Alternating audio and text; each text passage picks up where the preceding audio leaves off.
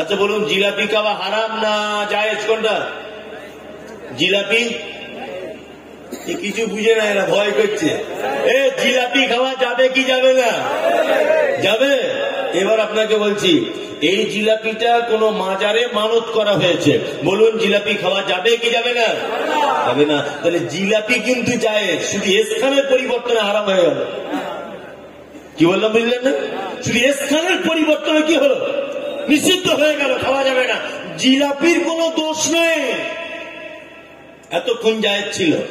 তার মানে বোঝা গেল যে শুধু স্থান পরিবর্তন করলেই ইবাদতে শামিল হয়ে যায়। ফেরাউনের নাম এমনি বললে নেকি পাওয়া যায় না, কোরআনে এসেছে ওর নাম বলুন, প্রত্যেক অক্ষরে 10টা করে নেকি। আমাদের নবী মুহাম্মদ সাল্লাল্লাহু আলাইহি ওয়াসাল্লাম, আপনি দাঁড়িয়ে দাঁড়িয়ে ডক ডক ডক ডক করে পানি পান করেন, কারণ কি করেন না? আমি মুমতাজুল ইসলাম নবীজির শেখানো সুন্নত অনুযায়ী আপনাকে পানি পান করার একটা পদ্ধতি বলে দিই, ইনশাআল্লাহ আপনি প্রত্যেক দিন অসংখ্য নেকির অধিকারী হবেন ইনশাআল্লাহ। আজকে থেকে নিয়ত করি আমরা এইভাবে পানি পান করবো ইনশাআল্লাহ। ইনশাআল্লাহ। এক, বিসমিল্লাহ বলে পান করুন, ডান হাতে পান করুন, বসে পান করুন, দেখে পান করুন, 3 নিঃশ্বাসে পান করুন, আর পান করা হয়ে গেলে আলহামদুলিল্লাহ বলুন। অবশ্যই অন্যান্য দিনে পানি পান করা,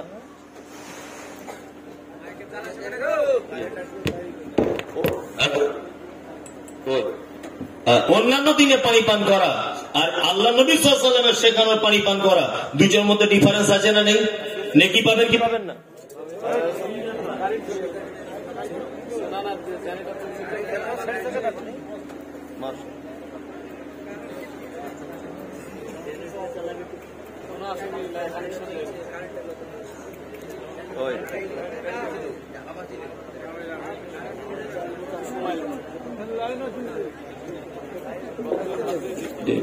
শুকরিয়া।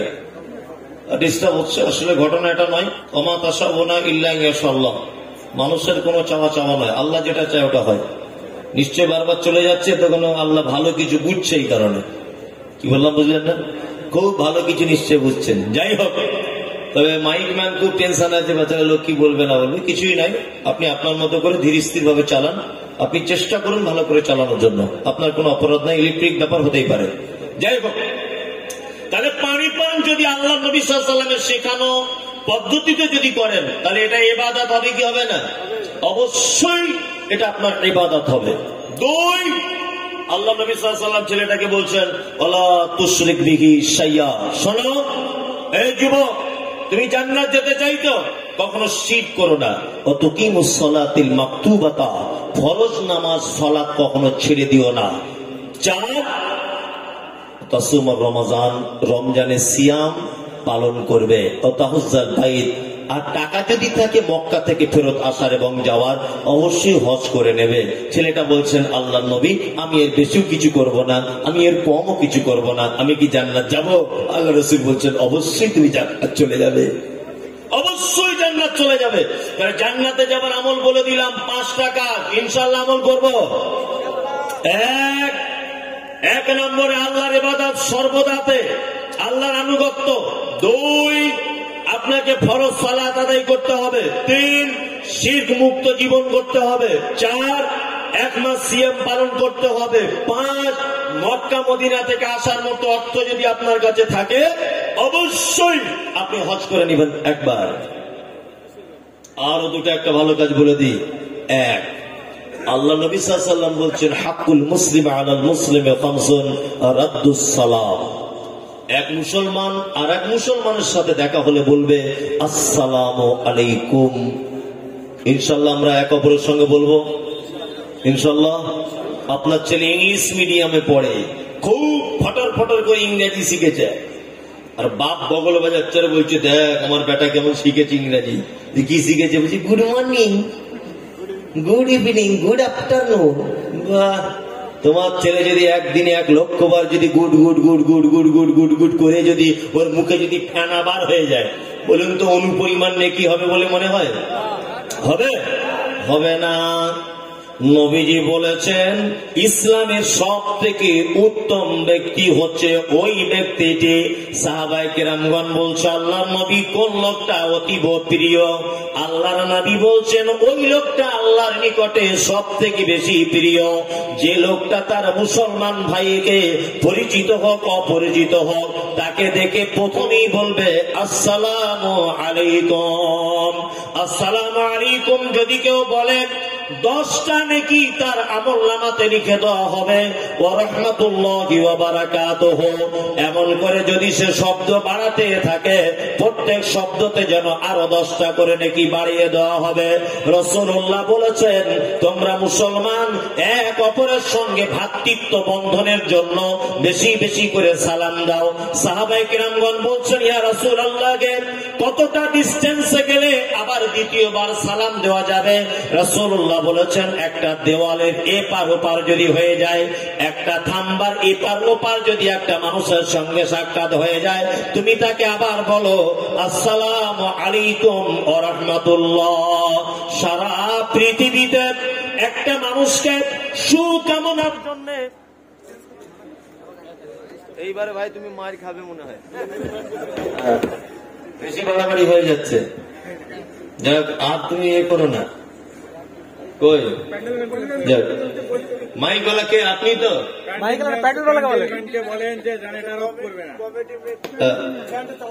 প্যান্ডেল কে আছে দায়িত্ব ভাই, আপনি অফ করবেন না জেনারেটর।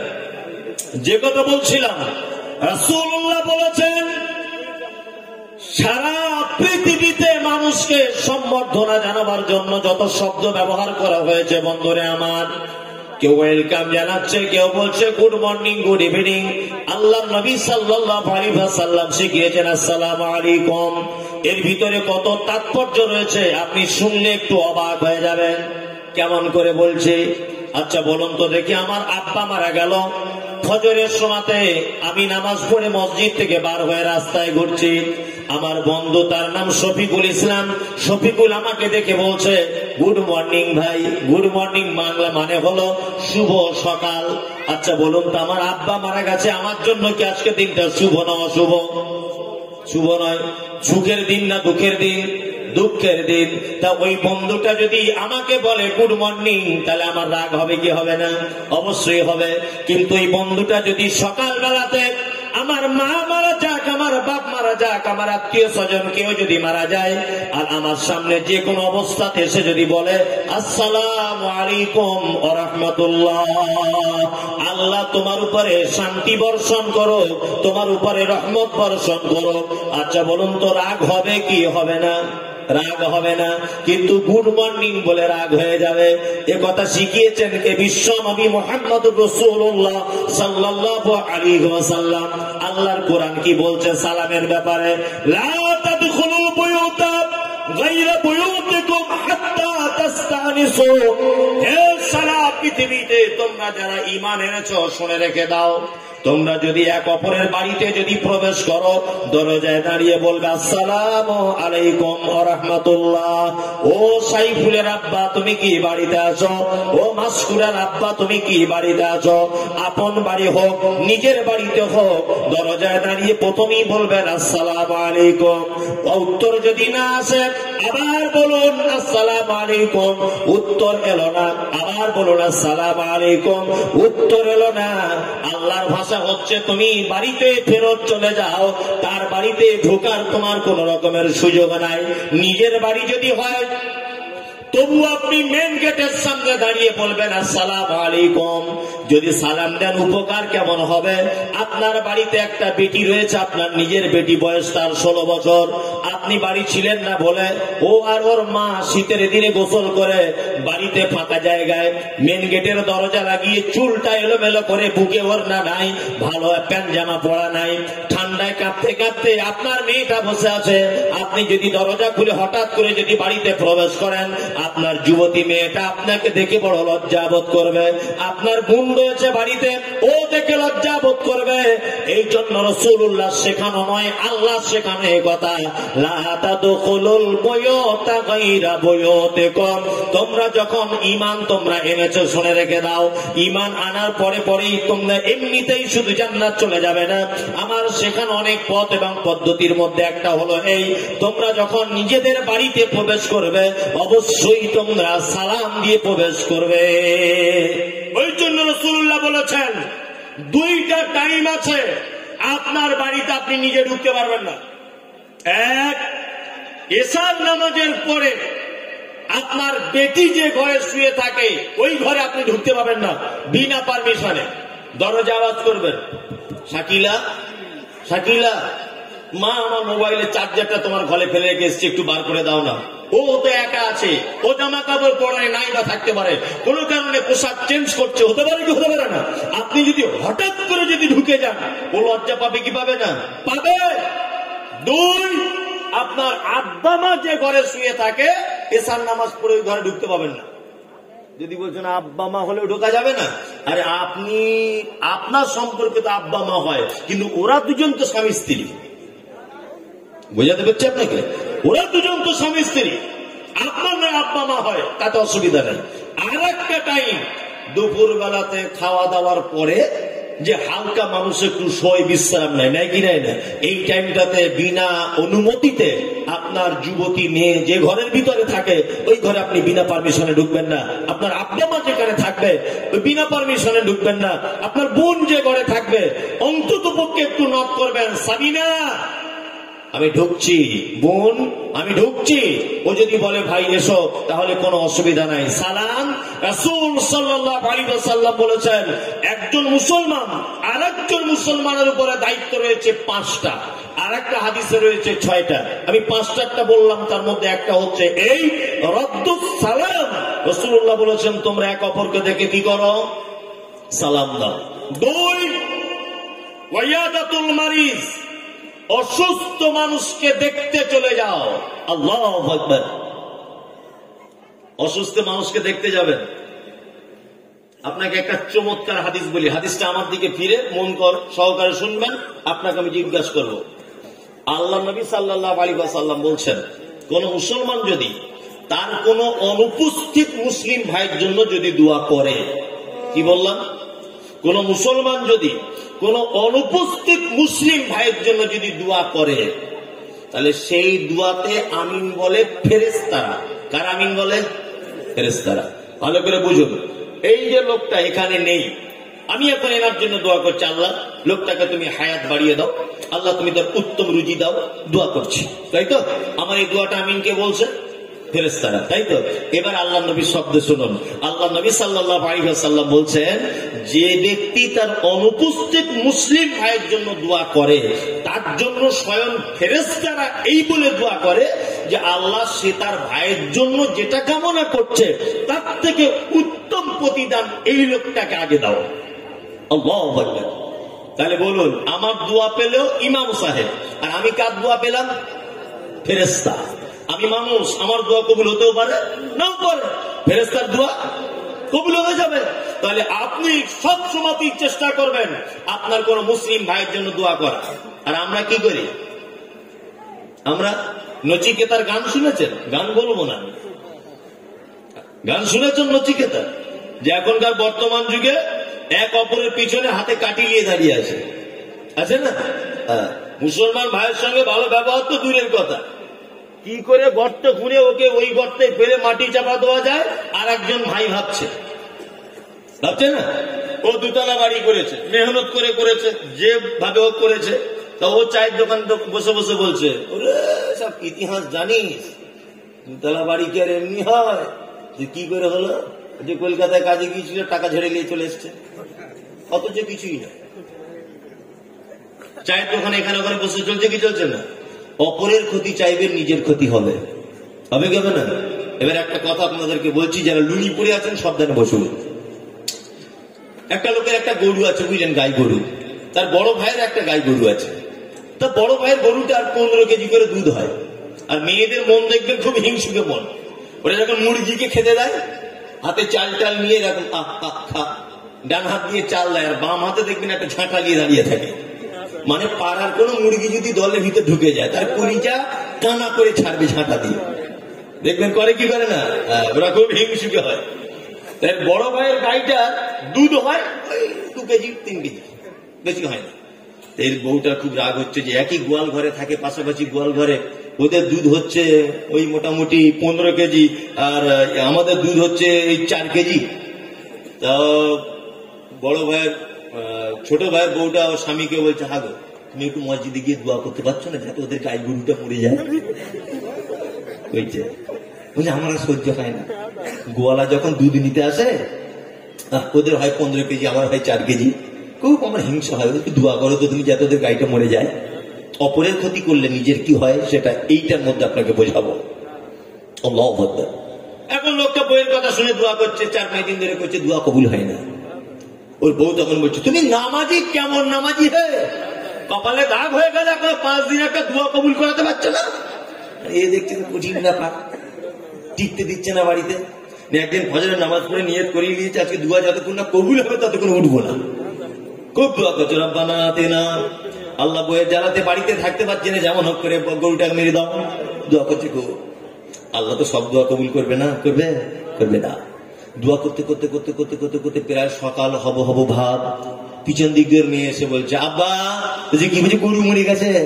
ও তখন বগল বাজাচ্ছে, বুঝি অনেকদিন পরে কাজ হয়েছে, দোয়া কবুল হয়েছে।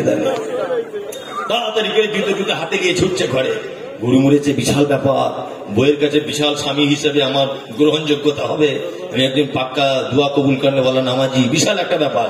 বাড়ি এসে দেখছে মেন গেটে ওর বউ একটা মুড়ো ঝাঁটা নিয়ে দাঁড়িয়ে আছে। মুড়ো ঝাঁটা বোঝেন, মানে বড় বড় নারকেল গাছের ওই ঝাড়ু আস্তে আস্তে যখন ছোট হয়ে যায়, মুড়ো ঝাঁটা নিয়ে দাঁড়িয়ে আছে। তখন বউ স্বামীকে বলছে, এসো তোমার মাথার খুলিতে বা আজকে আমি রান্না করে খাবো। তো বলছে, এত রাগ কেন রে, তো এত করে রেগে যাচ্ছিস? বলছে, কেমন দোয়া করেছো, আমাদের গরুটাই মরে গেছে।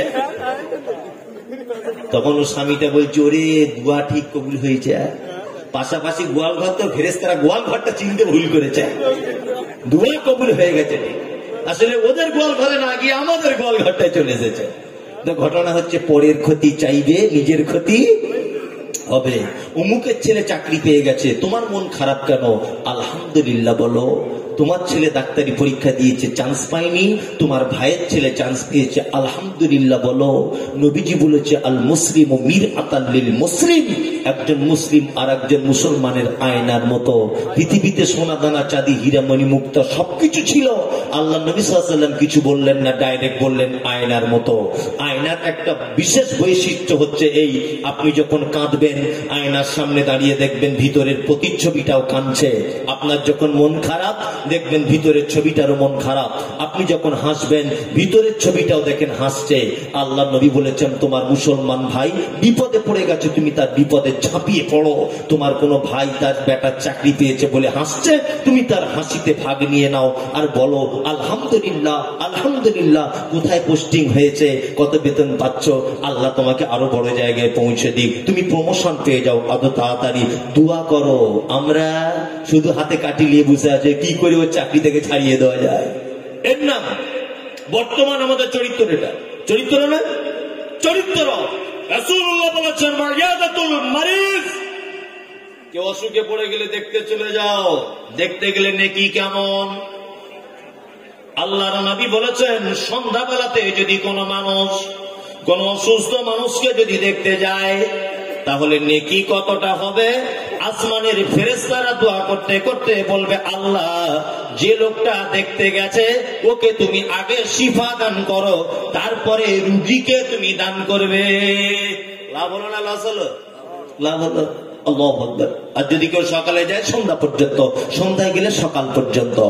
তারপরে 3 নম্বরে ভালো কাজ বলে দিচ্ছে, খুব মন দিয়ে শুনে না। ইজাবাতুদ দাওয়াতে, নবীজি বলছেন কোন মুসলমান তোমাকে দাওয়াত করলে তুমি তার দাওয়াত গ্রহণ করো। ইনশাআল্লাহ করবো।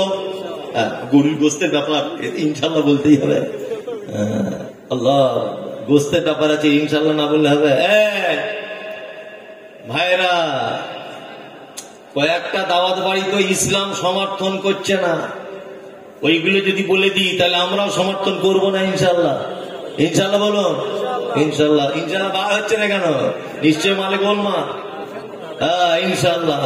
আপনাদের এখানে আমি গাড়িতে বসেছিলাম, ঠিক জায়গায় কথাটা চলে এলো। তো আমাকে একদিন ফোন করে বলছে, হুজুর আমার ছেলে মুসলমানি করবো, অনুষ্ঠান করা যাবে? আচ্ছা, মুসলমানিতে যদি করতে হয় আরো তো অনেক কিছু কাটার আছে, তখনও করবেন, অসুবিধে কি আছে? তো যে না, আপনি শুধু ইয়া কি করছেন না, কি করা যাবে কি যাবে না, যে এর সঙ্গে ইসলামের কোনো সম্পর্ক নেই। চাকু দিয়ে হোক, ছুরি দিয়ে হোক, ব্লেডে করে হোক, ডাকুরুল দিয়ে হোক, যেরকম ভাবে পদ্ধতিতে শুধু চামড়াটা কেটে দিতে হবে, এটাই ইসলাম। তার জন্য নানিকে ডেকে আনো, ওই 4 জন চোখ ধরে আছে, আর ছেলের মা পুকুরে পানিতে গিয়ে দাঁড়িয়ে আছে। বলছে কেন? বলছে আমার ছেলে জ্বালা কম করবে। হ্যাঁ আছে না নেই? মুসলমানি আবার আবার দেখছি কালো সুতো পায়ে বেঁধে দিচ্ছে, বলছে নজর লেগে গেলে খারাপ হয়ে যেতে পারে। হচ্ছে কি হচ্ছে না? সব ইসলাম সমর্থন করে না। আপনাদের এখানে হয় নাকি মুসলমানিত অনুষ্ঠান? হয়। এখন ভেবেছে ওর টাকা বেশি আছে, ইসলাম ও যেমন করবে তেমন হবে ইসলাম, এটাও ভেবেছে, তাই না? এই দাওয়াত বাড়িতে যদি আপনাকে কেউ দাওয়াত করে, অবশ্যই আপনি বিরত থাকুন। নাম্বার 2, হিন্দু মুসলিম যৌন খ্রিস্টান ইহুদি হাঁড়ি চুয়ার চামার বাগদি, কালো ধলো লম্বা বেটে সাদা পরিষ্কার, ইসলামে কোনো বৈষম্য নেই, কোনো বৈষম্য নেই। কে কালো, কে বেঠে, কে লম্বা, কে কুঁজো, কোনো বৈষম্য নেই। ভ্রাতৃত্বের দিক দিয়ে ইসলাম 1 নম্বরের ধর্ম। আপনাকে যেটা বলতে চাইছি সেটা হচ্ছে এই, যে দাওয়াত বাড়িতে দেখবেন বৈষম্য রেখে প্যান্ডেলে খাওয়া দাওয়ার ব্যবস্থা করা হয়েছে, ও বাড়িতে যাবেন না, ইসলাম পারমিশন দেয় না। ধনী লোক আলাদা প্যান্ডেল, খুব বড়